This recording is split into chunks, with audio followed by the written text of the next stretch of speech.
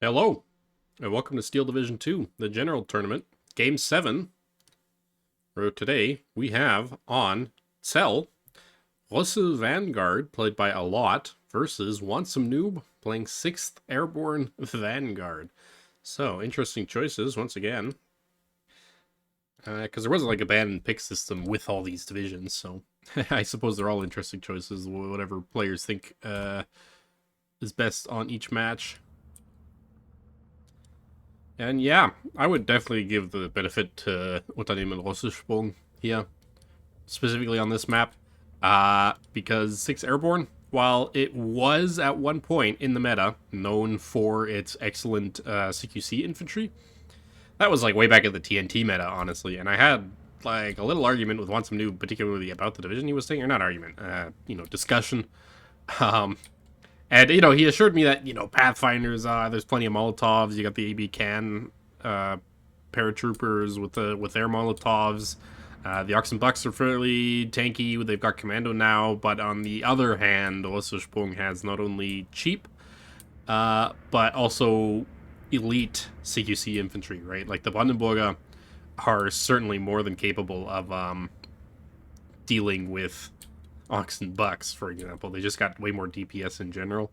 Although not at 100 meters. If the Brandenburger catch out any of these units at any point, the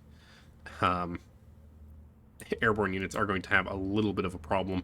And then the other thing that Rösselsprung does really well is infantry support, right? It's got SPWs, it's got these little S-35s, it's got the little Italian tankettes. Meanwhile, the only thing that 6th Airborne can actually rely on as infantry support are the Cromwells in B phase. These Tetrarchs, they don't have HE shells.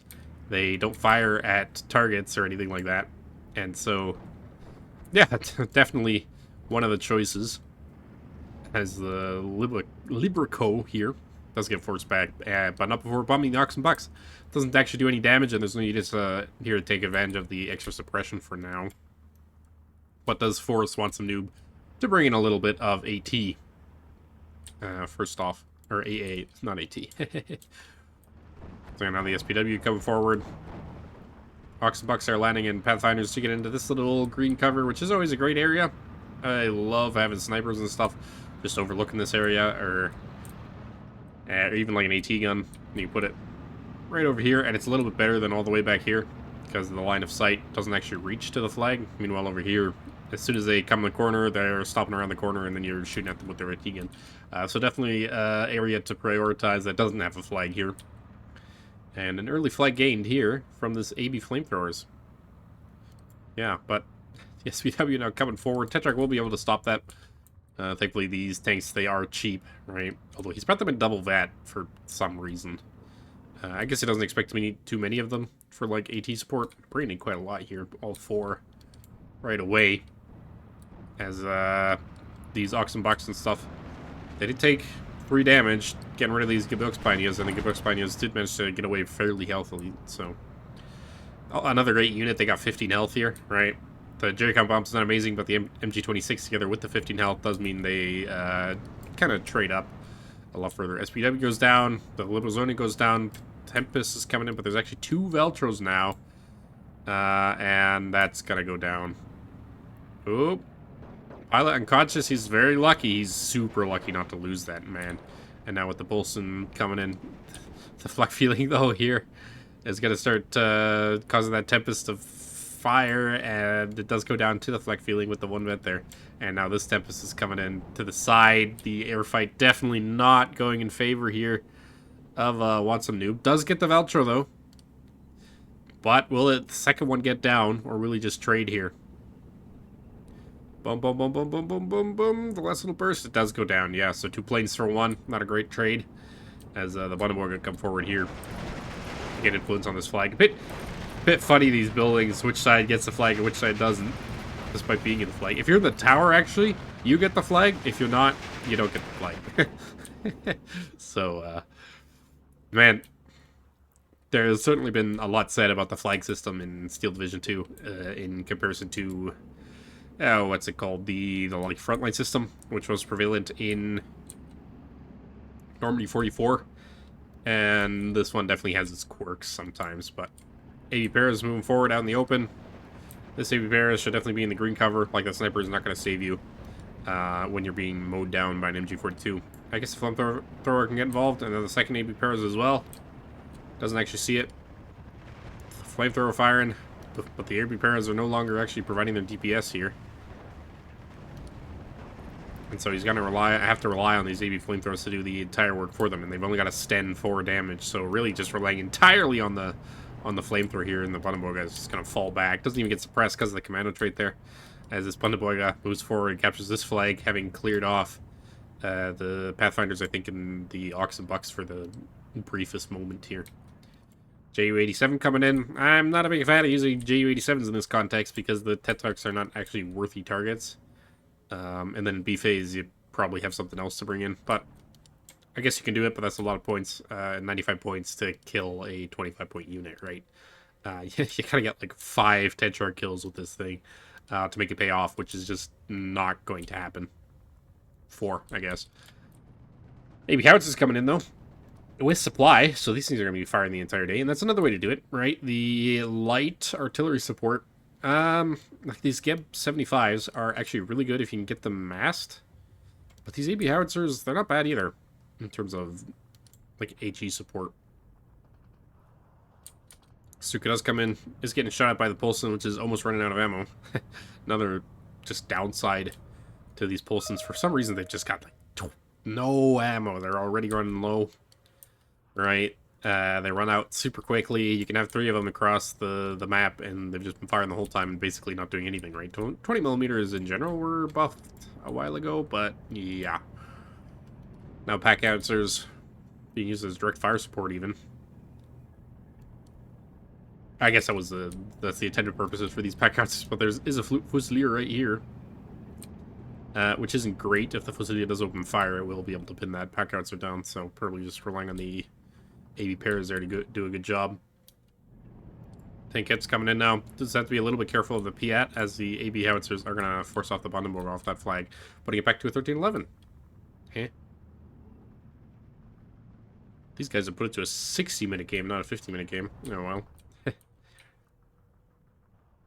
I wonder if that will make a difference at the end. Liberco coming in. AB Howitzer.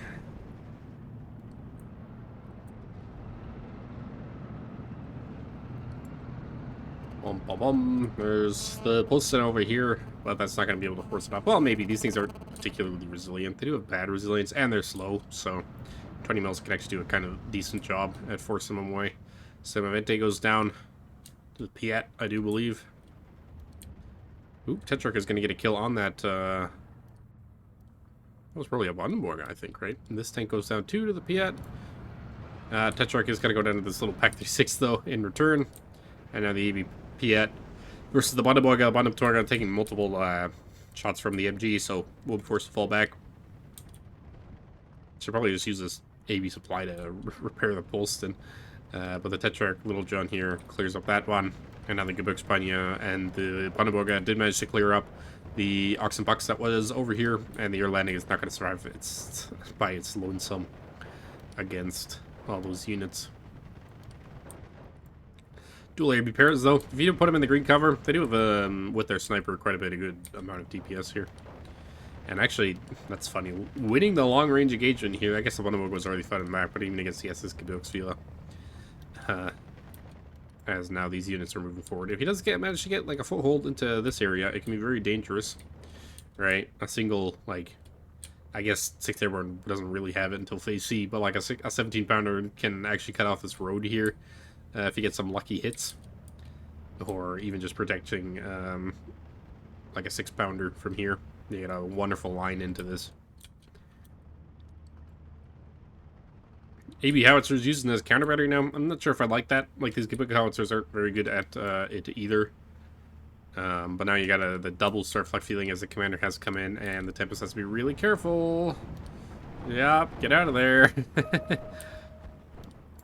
Picking another Holstein, and now the Veltro.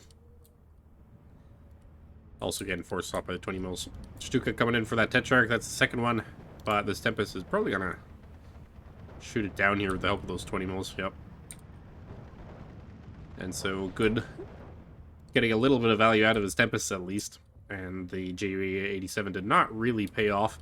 They're landing, moving forward on its own, going to get deleted by the sniper out in the open here. And of course the Bundaberg coming in as well.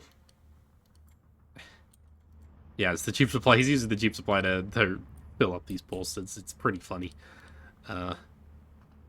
Didn't even manage to... What even is this? I don't understand it, but...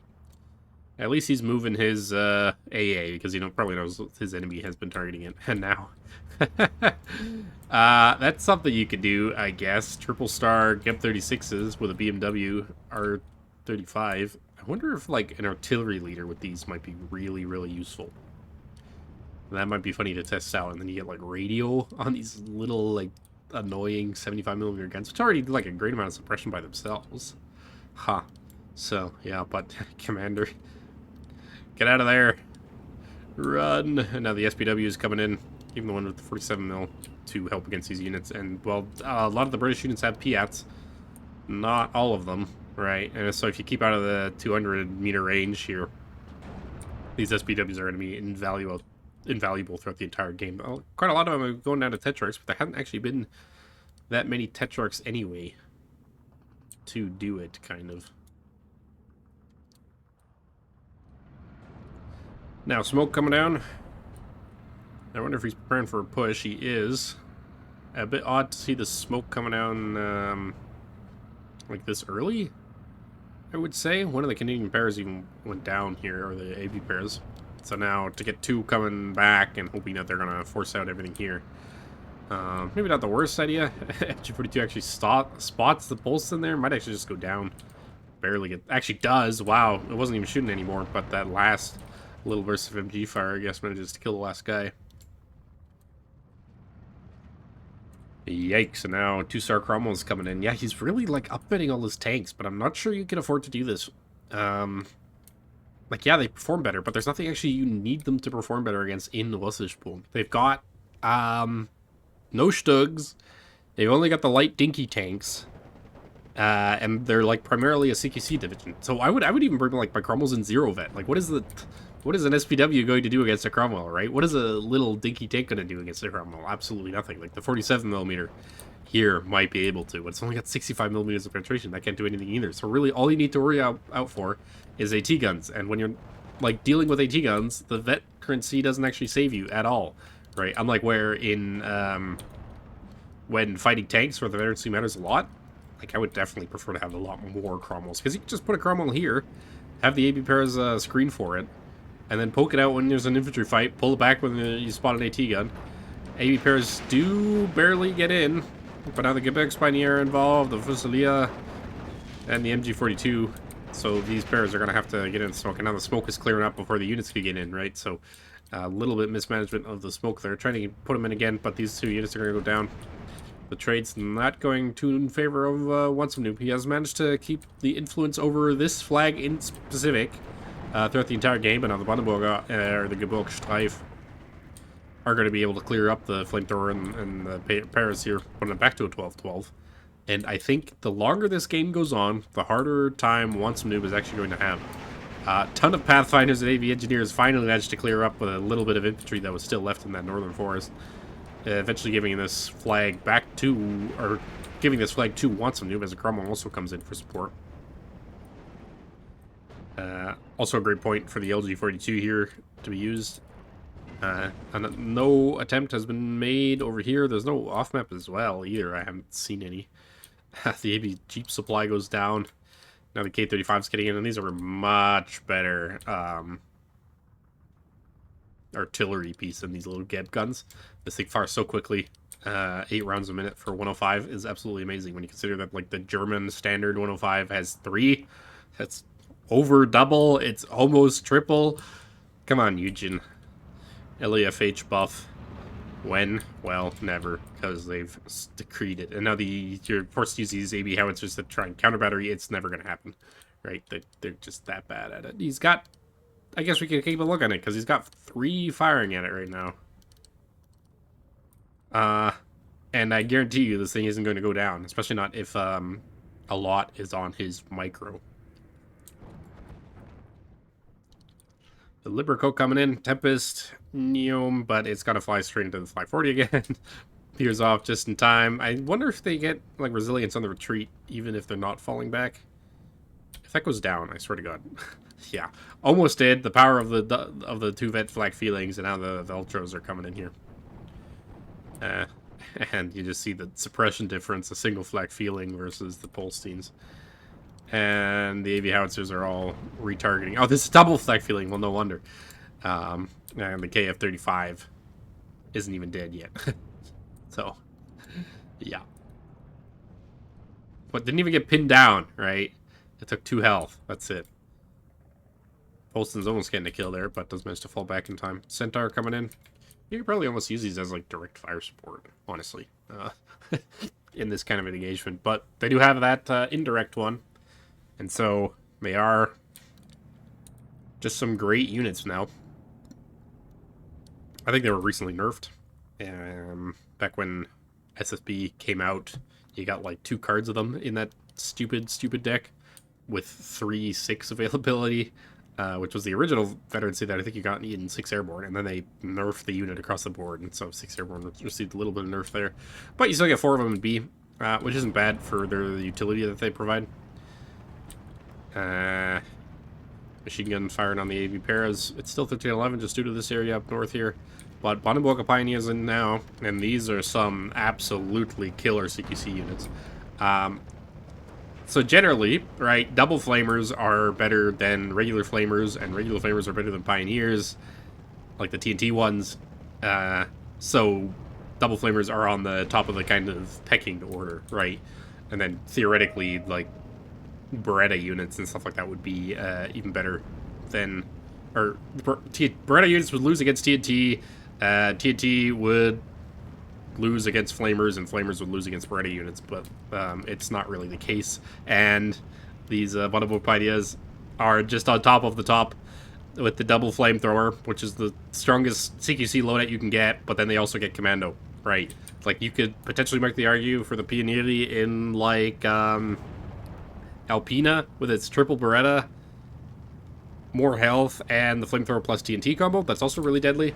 I think, like, ATF and... No, not ATF. SSB gets, like, a similar type of unit. But, yeah, I'm also not a fan of these Centaurs, like, trying to counterbarrier these things. If you don't have a radio, like, it's not even worth using. And he's got radio here. Like, I would just be pounding this entire hill the entire time and then trying to put a push up there, I think would be the best way to use these, because you're never going to win a counterbarrier fight. Like, he's wasted so much ammo trying to counter-batter units that have taken, like, no damage. He's killed 1 of these Gib 36s. And the Bonenboka Pioneer cleaning up 2-3 units already. Down to 3 health. I guess the Molotov will eventually kill it, but there's 2 more coming in. And 2 more, it'll just clean out all of this, because the AV engineers won't actually be able to... Unless... Well, okay, so you can throw down your TNT, right, in front of your unit when you know there's a unit that's going to be coming forward. But... Like, that is a risky move, to be quite honest. And despite the Bren, they don't actually have a lot of DPS in the green cover either to deal with it. So, once the Pathfinders go down, you're kind of shit out of luck. Oop, almost got a snipe there. Cromwell and the Packouts are going against the LG-42. The Packouts are not an amazing HE gun, but... I guess does have 1.5 damage versus the 4.1. What the hell? Really? I guess it is 105 versus the 75, but, like, wow, Jesus. Cromwell goes down. And this area is also getting pushed out. Daimler Littlejohn getting shot at. Potentially by this AB-47 mil. The bike coming forward for some reason. Keeps moving his commander, but, like, I never see the reason behind it. K-35 got counter-battery once again, and absolutely nothing happened. Like, they're trying to counter-battery, but they're not any good at it. Like, they're only 75mm, or, well, I guess these are 95mm howitzers. But, like, they don't actually do well at that performance. Whatever. Beautiful little unit, you know. They've got the little markings for the ranges on the turret for some reason. Funny thing. Kip 36 firing away. And now we enter into the Indomitable Phase C. Where, actually, wow. Something happened. I guess all the flames that the Thunderbolt pioneers were pushed into, they then had to advance into themselves. Giving them the slight problem there. Funnily enough, I think they could the heat rifle, the gun optics here, 39. Should be able to pin the side armor of this thing, no problem. So the Cromwell's a little bit of a risk just from those leaders. But now double Panzerschrecks coming in, as well as the Ju-87. There's a tripole sign here, and it is moving, but it's just like perma-spotted by this Gebirgs Fusilier. Wow, finally an artillery piece goes down. It only took like the entire game. But Tripulse now firing against the Ju-87, but the Ju-87 does get its cluster bombs up before it's even suppressed. That's one dead Cromwell, and the Pak-38 would have cleaned it up anyway. And now you're running out of Cromwells, right? Pak-38 here clears up the other Cromwell. They get a Dingo Commander in eventually. This Cromwell here is still alive, but he's like desperately running out of Cromwells here now, going into Phase C. So yeah, like what can you do? AB howitzers still shoot at something that's dead. I guess they did get radio range. Seems kind of weird. I mean, some of the shots have been like going wider. Yeah, no, they don't have radio. It's just quirk of the game where it assumes that the radio is on both sides, right? When whatchamacallit? Fallschirm Stoßjäger versus the AB Paras. Oh yeah, Stoßjäger wouldn't. And now there's just these a million Canadian Paras. I'm wondering why we haven't seen any off-map. That is one of the better tools that you can find in 6th Airborne, in my opinion, for making like big pushes and actually getting value out of your units. But I guess Attack Pal would be happy enough if he's actually got time to watch my dinky little videos that less people are using off-map. So maybe they finally did nerf it into the ground. Multiple people don't think it's worth using. Pak howitzer did clear off the other LG-38. LG-42, not 38. But it's got to clear off this Pak-38 now, too, if he's not careful. K-18 here is still healthy. This one hasn't gone down yet, and he's used up almost all of his ammo in his supply trucks. I guess they're still relatively healthy, so you can keep them firing for a long, long time, but yeah. This one's being used as direct fire. Yeah. And now we slowly wait to see how long WantSomeNoob can keep back the absolute horde of CQC here. Another unit coming in, so single units coming in to try and face off against this horde of British infantry here. But back to a 1311. So can WantSomeNoob keep it up, right? I guess it suppresses it a little bit.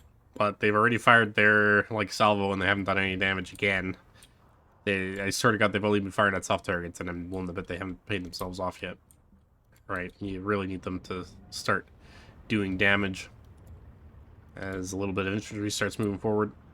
Tetrarch might be able to come up and just snipe this 47mm, but that's actually one of the units that the Tetrarch has to be careful of, is 15 rounds per minute rate of fire, 20 rounds per minute rate of fire. The 20mm here is just that amazing, quite honestly. Man, just the range on the like Tripulson and stuff, it's so much slower than like a Bofors. You can never seem to do a good amount of damage. Second LG-42 came in, or potentially the artillery killed that. Recon plane does go down. He brought in the artillery leaders without transports? Question mark. How does that even happen? Oh, double Vulture coming in. They might actually get on the back of this Tempest. Nah, I mean, flying over Tripulson, you're kind of testing your luck. Double Tripulson even. Canadian Paras going down to the Stoßjäger. That might have been the second one even. And now that's being targeted by the K-35s as well. Like, the K-35s have all been firing at useful targets to kill, right? Important targets that you don't want to let die. And the Centaurs are desperately trying to, like, prevent that from happening. And it's not working. So, lessons to be learned there.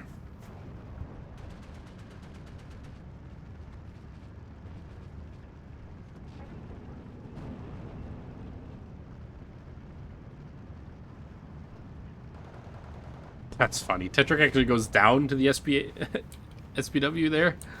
The low armor definitely not giving it any favors. Just the 20 millimeters of armors on those Tetrarchs.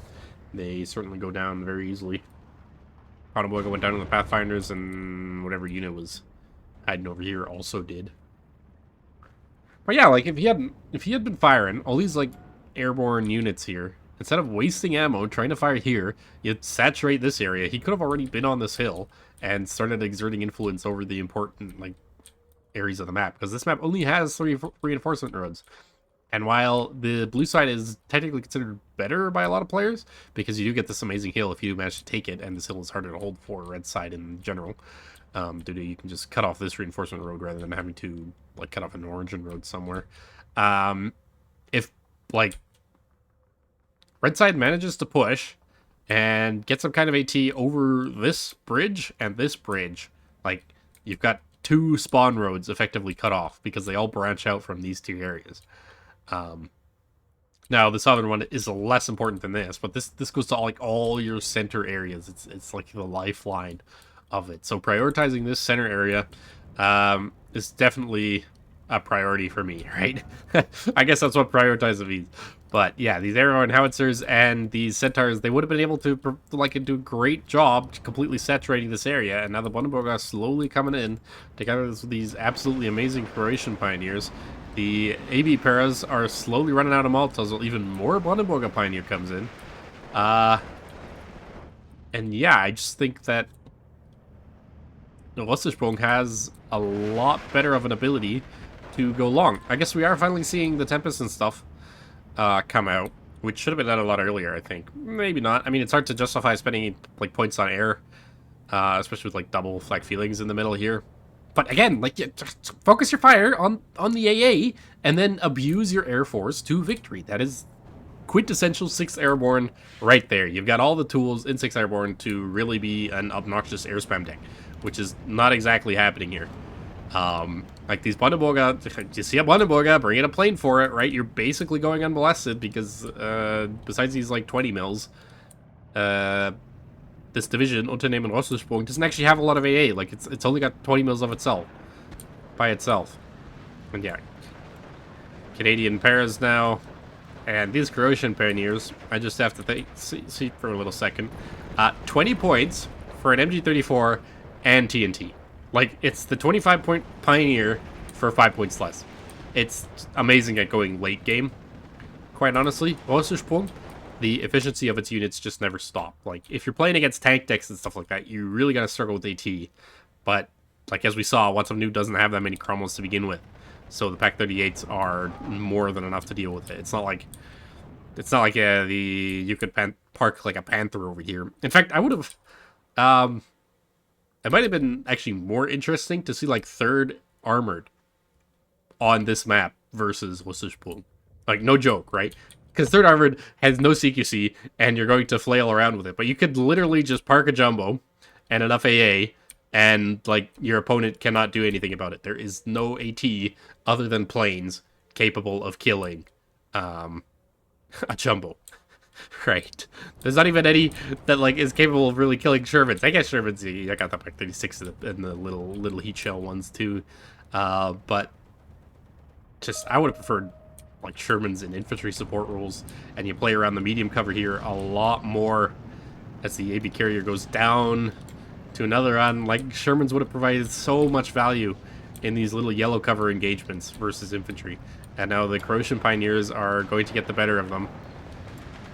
TNT being fired. This is gonna go out. This entire area is gonna be rushed down here.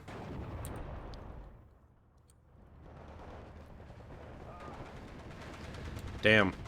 Hey, Perez, Bunaboga now in this area. You just got the double air landing, which, like, they're gonna die to either the Croatian pioneers if they get in TNT range, or the Bunaboga if they get in the opposite TNT range. I guess I'm taking the damage there, so maybe it won't happen with the...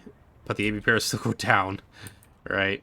You still got the artillery. There's even, like, a 3rd K-35 coming in now, and, like, these guns have been firing for over 20 minutes now. And they've killed maybe 1, maybe 2 artillery pieces. Like 2 Geb 36s have gone down for all the artillery they've been using. And he's not even like... I guess he has been using them.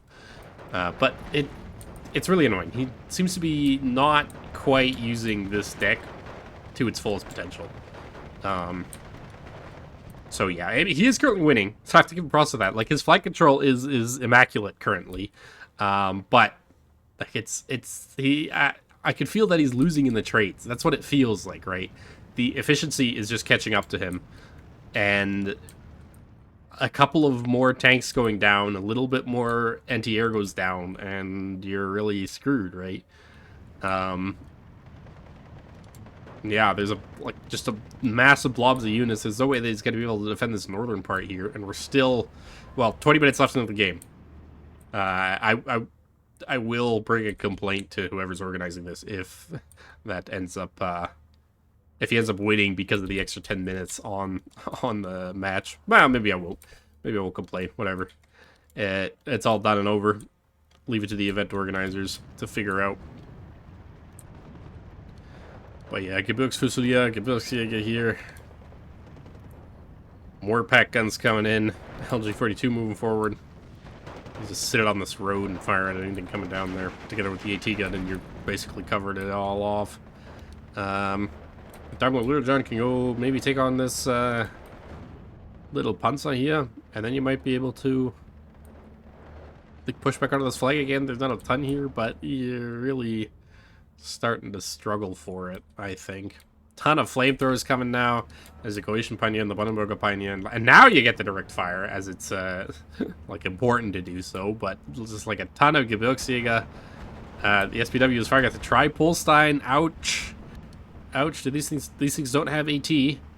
So the Tripolstein is gonna go down. What is the point of this? Please unload. Don't like just run into a Piet. But I'm not even sure that like. Yeah, okay, that's a little bit of a mismarker, quite honestly. One of them does get out, but they will just die now. And it is taking out flamethrowers with his AT before it surrenders. But yeah, now the lack of AT coming back to bite on 2 Daimler Little Jets. And these like aren't cheap tanks. They're still 30 points, right? They're about as expensive as an AB-41. And like, when you can uptrade with these vehicles, it's absolutely great. But like, when can you actually do that unless you're fighting another tank deck? Like, they're great against Stugs and stuff like that, medium tanks, but you don't see any medium tanks here. Now, these Galician Pioneers, with their MG-42s and their TNT, are slowly by themselves pushing out all that's like left over here. Canadian Paras, I guess we'll clean up this area stuff, but it's just like a big Q move forward here now. It's a 1311. Daimler Little Johns. They're still desperately trying to counter battery, and it's not working. It is not working. The dispersion is so bad that you have to get like insanely lucky to kill these things. Man. Tempest coming in though. Both flak feelings are still alive and put on return fire, I guess, but yeah, the artillery commander finally got to the front. More Tempests being bought now. I guess he's just running out of infantry. Like, and AB Paras are not going to be able to win against this. Like, Vixia eventually won against the AB, the Canadian Paras there. The Tempests are like bombing 20-point units now. It's not looking great. Veltro's coming in. Things are going down. The Pac 36 got like a Cromwell kill or something. No, something went down. This blob might be able to get back on the hill. There's enough flamers here to do it. Every time I look at these, like, oh no, is it finally going to go down? No, it's not. Even like near misses, right? That had to have been a near miss. It didn't do any health damage. And finally, after 25 minutes of continuous fire, you killed 1 gun. Maybe 2. This other one went down as well at some point. But now it's a 14-10. Tempest desperately strafing. You knew the Cromwell here, but there's a Pac 38 over here. And like a Panzerschreck for some reason. So the Panzerschreck can come forward, kill the Cromwell, no problem. It's just sitting on that flag there. And 15 minutes left on the game. 14-10. He's almost got the 15-9. This might get back into this flag. But, yeah.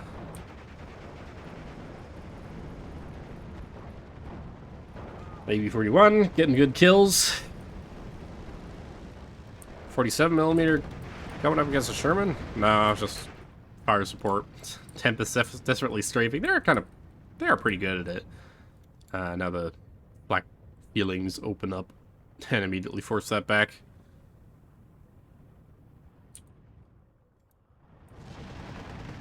Flamer Zoom has to pin that down. So the blob marches forward. More Atlantic coveted. Cromwell dies to the Panzerstrike here. More Q move forward. Can the air landing kind of do something?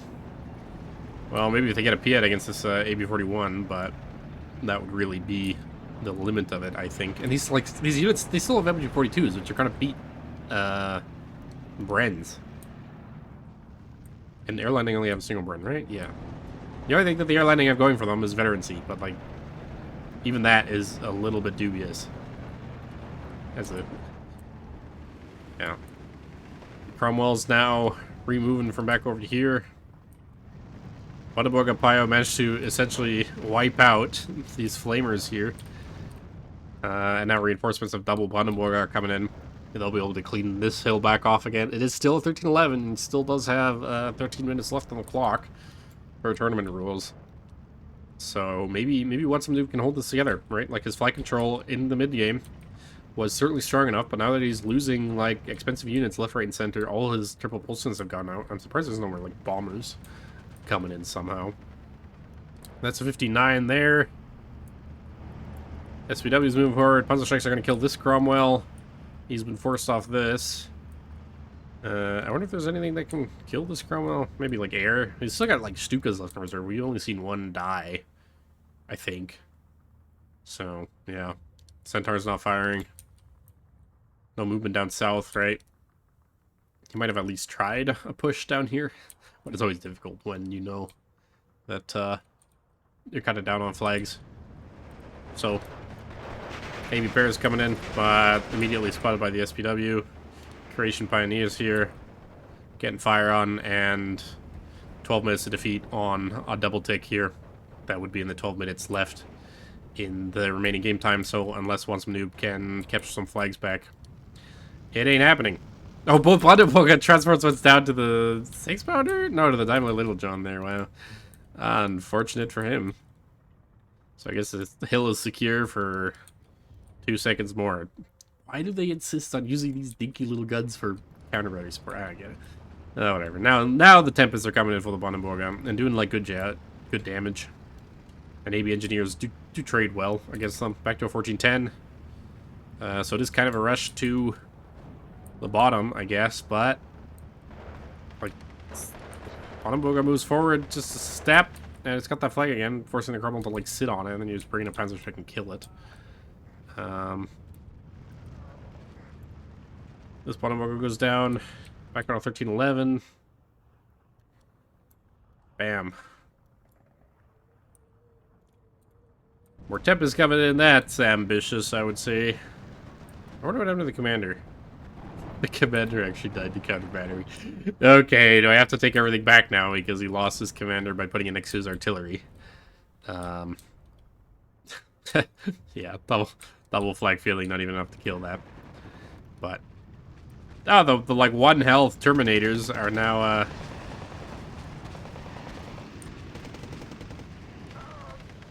now doing their termination jobs. Even get the grenade off. It's back to the 59. He's got this flag again. Pathfinder's coming in to clear up these Brandenburgers. The Croatian Pioneers trade versus the AB Engineers, and now the AB Engineers are going to be reloading against this Brandenburger, who's not reloading.